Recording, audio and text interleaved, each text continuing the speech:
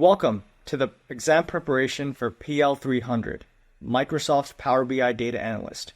My name is Aravind, and I'm a Microsoft Technical Trainer. In this video series, we'll guide you through the essential strategies for taking the PL-300 exam. Our focus is on exam strategy and preparation, not teaching concepts. We will cover the objectives, best practices, tips and tricks, and key points of the exam.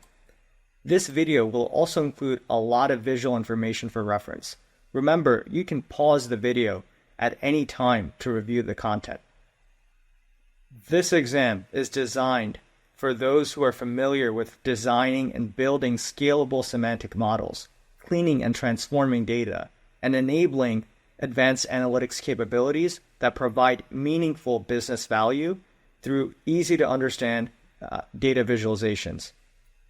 Your path to becoming a Microsoft Power BI data analyst involves several steps. The video series is your comprehensive guide to exam preparation, covering essential topics and providing valuable study resources. Be sure to also make use of labs, study guides, and practice tests, and focus on the skills highlighted during the exam prep course to ensure you are thoroughly prepared. Once you feel confident in your understanding of the content, it's time to take the exam. Now, let's get started. This exam prep video series will help you with three key things: identify what will be covered on the exam, gain insights on preparing for the exam, and determine which concepts to prioritize and revisit for further study. Keep in mind, this series is not a replacement for your official Microsoft training or your hands-on experience. While it will guide you on what to expect in the exam, it won't teach you the topics in detail. Use it to spot any knowledge gaps and focus your time and resources accordingly. In this series, each episode will cover one of four groups in the objective domain. For the PL-300, these groups are: prepare the data, model the data, visualize and analyze the data, and manage and secure Power BI. Each group has a specific weight, indicating the percentage of questions that will come from each area. Currently, episodes 1, 2, and 3 are the most heavily weighted section, so you may consider focusing more of your study time there. However, to pass the exam, you need to be familiar with all the skills in all groups. Let's dive into the content of episode 1, which focuses on preparing the data. In this episode, we'll cover how to get or connect to data, profile and clean the data, and transform and load the data. This is an exam for the Microsoft Power BI data analyst and the most common tasks that they would perform in those areas. Your exam may or may not include a question in any of these areas. Although this list is not exhaustive, it does show the areas you should focus on. Knowing what is on the exam and what is not on the exam is critical to passing the test. Not all of these topics will be discussed in this video. Some of them will be revisited on a catch-all slide. Know what Power BI Desktop allows. You should be able to get data from many types of files.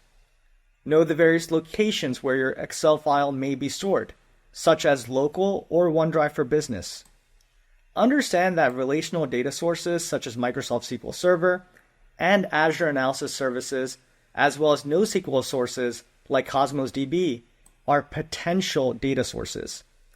Make sure you know how to connect to a shared semantic model using the Get Data ribbon, create a semantic model, and then share the report in Power BI Service. Know the various ways which it can be consumed as well. Be aware of the different types of storage modes. Direct query, tables with this setting aren't cached. This mode is suited for when you have large semantic models to pull data from. In contrast, the import mode is the default mode. Imported tables with this setting are always cached. Also know how to define parameters in Power BI Desktop. Parameters can be set in the Settings using Semantic Model tab. Remember that you can create and edit parameter settings in the Power BI service. Know that before data loading, it is important to evaluate and understand your data to proactively find any performance issues due to incorrect data types. Recall that if you do not address data quality issues, such as incorrect data types, one can be prevented from creating calculations due to DAX errors or get incorrect results. Looking at the statistics of your data can signal potential issues or outliers within your data. Data types can also be changed in the Power Query editor or in Power BI's report view. Simplifying the structure by keeping the columns you need and ensuring that the correct data type is being used will be an important step in the data analysis process. The Add Column ribbon can be used to create columns. The Transform ribbon can be used to update them if needed. Be aware of the fact that using the Group By functionality, either through the Transform tab or by right-clicking the column, are ways to aggregate and summarize data. Recall the concepts of pivoting, unpivoting, and transposing data. Pivoting data in Power Query, you can create a table that contains an aggregate value for each unique value in a column. Power Query then groups each unique value and does an aggregate calculation for each value and pivots the calculation for each value into a new table. Unpivoting data in Power Query is when you can transform columns into attribute value pairs where columns become rows. In contrast, transpose data is when Power Query rotates your table 90 degrees, turning your rows into columns and your columns into rows.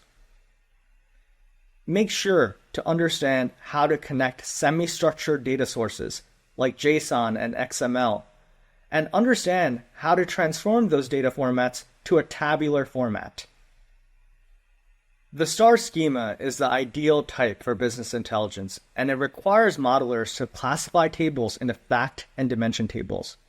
A fact table contains dimension key columns that relate to dimension tables and numeric measure columns. The dimension key columns determine the dimensionality of a fact table, while the dimension key values determine the granularity of a fact table. Fact tables are usually much larger than dimension tables because numerous events occur in fact tables, such as individual sales. Be aware of the fact that Direct Query gets data directly from relational data sources in a near real-time fashion. Factors like number of users, accessing reports, network latency, and data sources' server performance can negatively impact Power BI report performance. Be aware that when parallelly loading tables, the settings that can be modified are maximum number of simultaneous evaluations and maximum memory used per simultaneous evaluation. One should know how to use append queries to add rows of data, and it is best used when there are exactly matching columns. Queries can be combined and made into a single table based on a common column. Be aware that there are alternative options to joining two tables together, such as using join statements in SQL. Know the process of creating unique identifiers with semantic models to link fact and dimension tables. Merges are possible due to the relationships set between two tables. Accurate data analysis is dependent on reliable and accurate relationships between tables and a semantic model. You should know the different types of commonly encountered errors in Power BI. Query timeout expired error, the Power BI query error, the could not find the file error, and data type errors are common errors you might see. To resolve the commonly seen query timeout expired error, a way to resolve this is to increase the timeout period. To configure data loading for queries, understand that when a query references another query, it's as though the steps in the second query are combined with it and run before the steps in the first query. Remember to avoid the duplication of logic across your queries, which can contribute to slower data refreshes. Be aware of the ways to aggregate data in Power BI. The sum function adds up all the values. The average function calculates the mean of the values. and the count function counts the number of values. To recap, in this episode, we discussed how to get or connect to data, profile and clean the data, transform and load the data. Remember, this group accounts for 25 to 30% of the exam. So keep that in mind when preparing for the exam. Thank you for watching episode 1 on preparing the data. Be sure to join us for episode 2, where we cover modeling the data.